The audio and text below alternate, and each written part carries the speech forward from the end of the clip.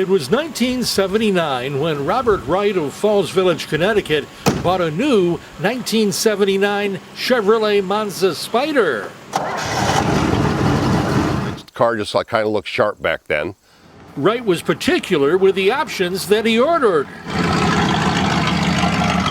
The V8 package, the handling package, the appearance package, and that was pretty much it. Anything that I thought was going to take any horsepower away from it, like the air conditioning, I didn't get. He drove the Monza for 5 or 6 years before trading it to his brother. I traded my brother a Camaro for it in probably '85, I think.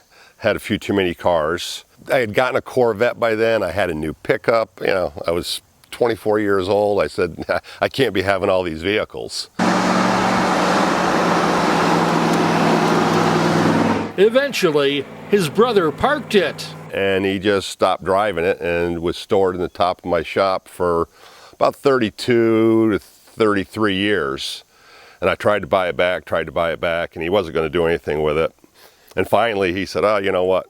Maybe you should have the Monza. I'm not going to ever have time to do anything with it. So I traded him a Jeep for it and pulled it out and brushed the dust off and got it running.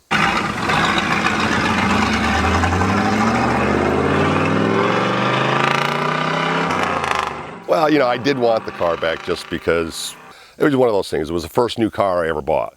Being so close, it was literally above me for 32, 33 years. The Monza did get a new engine during his brother's stewardship. So what's under the hood now and what did it come with?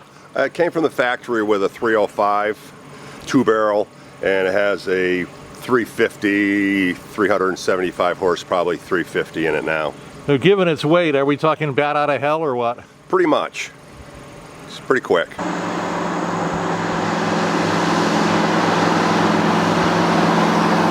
While the paint job displays some uneven fading, the Monza is generally still in good shape. Pretty much the interior's in great shape, drivetrain's in great shape.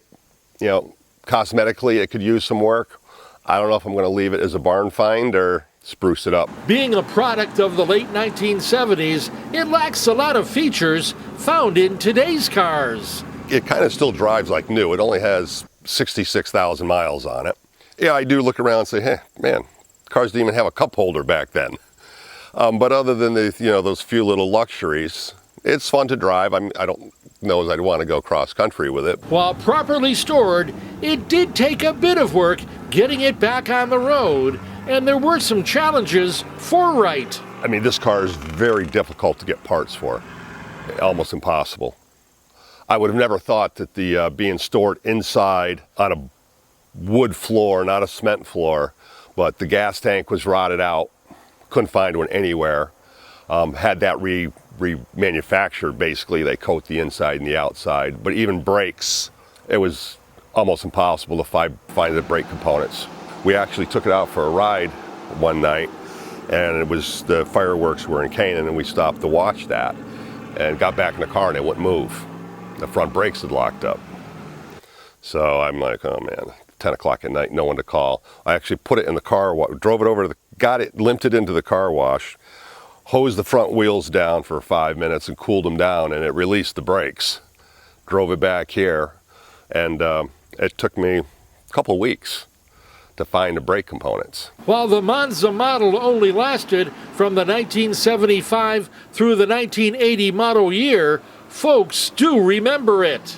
It gets more looks than the Corvettes because you don't see them around. The only ones that I have seen in years are ones that were turned into drag cars and they were tubbed out, and you know, there was a weekend race car, it wasn't a driver.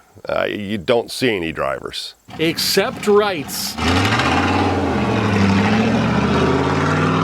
That's Ride Connecticut. I'm Bud Wilkinson, and if you have a moment right now, subscribe to Ride Connecticut's YouTube channel.